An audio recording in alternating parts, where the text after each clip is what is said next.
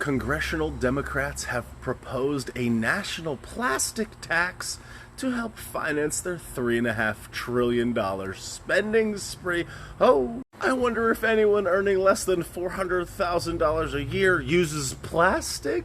This new tax would propose up to a 20-cent per pound fee on the sale of virgin plastic.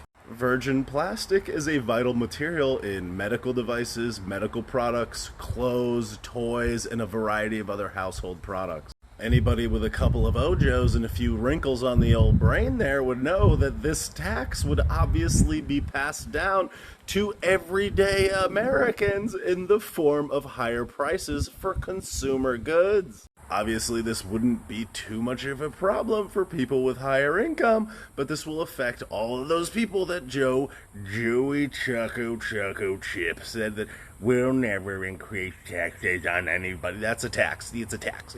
The funny thing about this tax increase is it's actually called a tax. All the other ones aren't called taxes, but they're still a tax. Higher inflation, that's a tax. Higher fuel prices, that's kind of a tax. Higher corporate tax rates, well, that's kind of going to be felt in your paycheck. Sounds like a tax. Come on, man. It's time for them to pay their fair share in tax, including you. Everyone needs to pay more. What did we just lose? 80 billion what now? You need to pay more.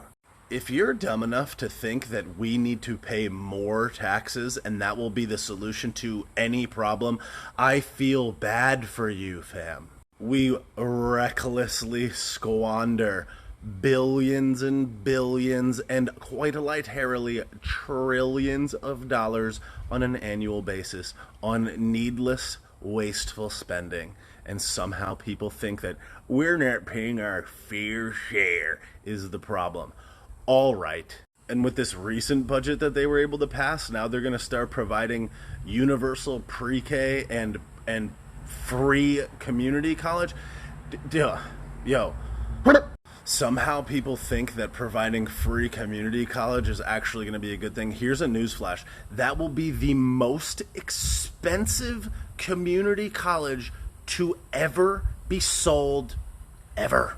You know why? Because the government is paying the bill. So all of those community colleges are going to be like, yeah, it's 20 clams a year. And since it's debatable whether or not most people should even go to college as opposed to a trade school or going right into the workforce, as the value of a college degree diminishes by the day because they know that they're going to get paid for these tuitions, so the quality goes down and the price goes up, all it's going to do is delay the inevitable for people that probably shouldn't have gone to college in the first place. If you get out of high school and you have the opportunity to go to free community college, are you going to just go right into the workforce and get a job? Or are you just going to take that free handout and then go to school, phone it in, maybe learn something that's low tier, maybe something that you don't even want to do, maybe something that you don't even care about, but it's free. It allows you to kick the can down the road, keep yourself busy, get your parents off your back or whatever is the case, and meanwhile you're just using something for free, so it's really kind of no loss to you.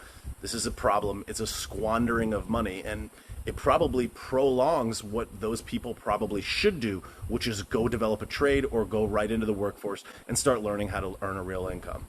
But people are like, we need to be more educated. Okay. Because lots of things sound good without the execution of them actually being good. Because these clams know how to lie with statistics. They're like, your wages are up by 2.5%. Meanwhile, inflation is up by 4.5%. And everyone's like, sick! Because this 20 cent per pound tax on virgin plastics is a tax on the middle class. It's a secret and or hidden and or invisible tax that most people don't even understand. They think that the 20 cent per pound is hitting those big bad corporations, those exact same corporations that provide you all of those products, services, and consumer goods that are going to have to increase their prices because of this new tax. That tax doesn't reduce the amount of plastics that's sold, that just increases the price for the consumer. It lowers your quality of life while giving more money to the exact same bloated, insanely overspending government structure that squanders your money to begin with. And here they're going to just take more of it from everybody that earns a house less than $400,000, and quite frankly, from everyone.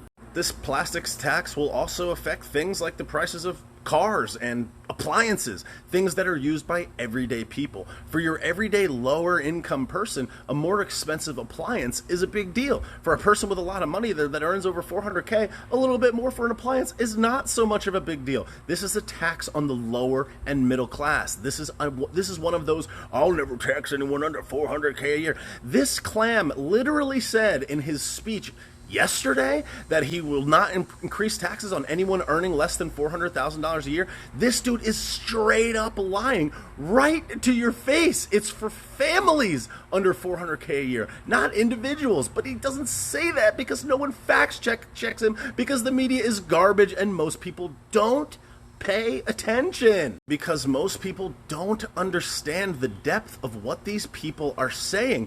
They're out here celebrating higher corporate tax rates.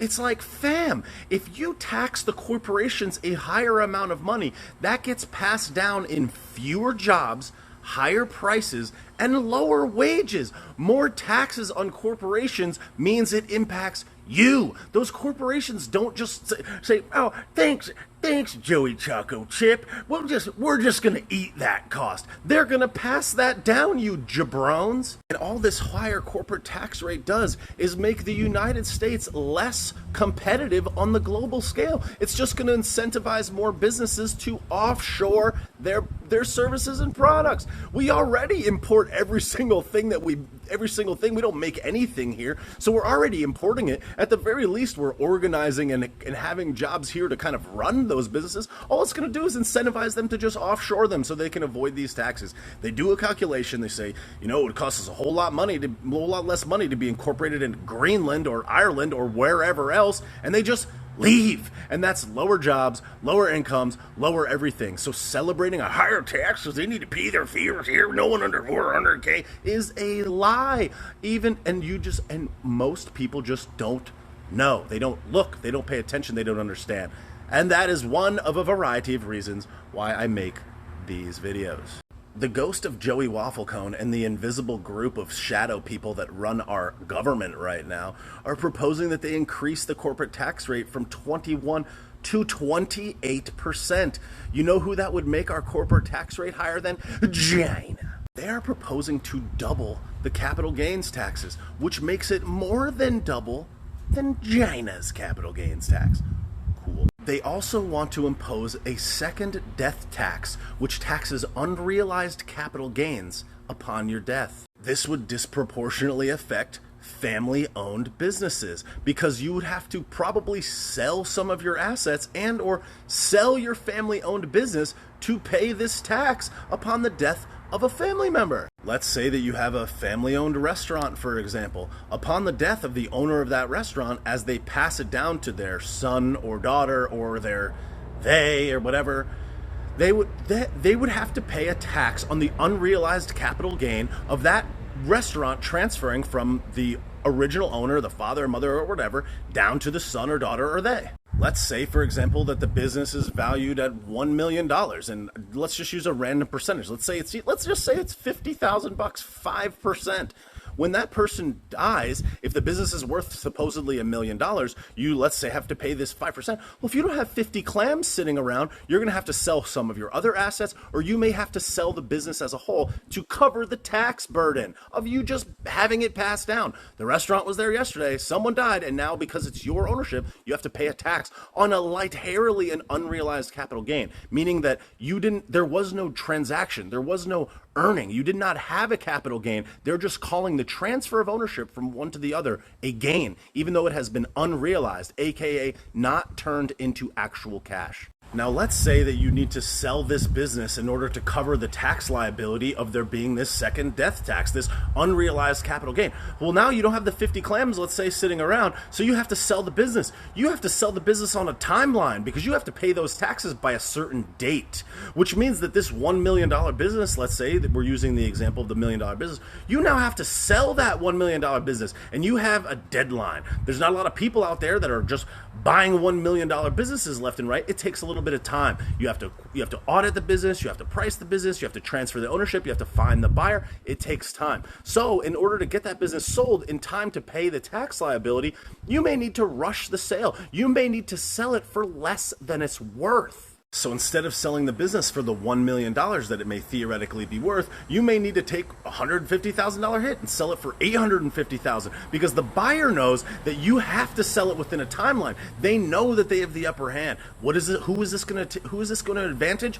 Large institutional buyers and people with lots of cash.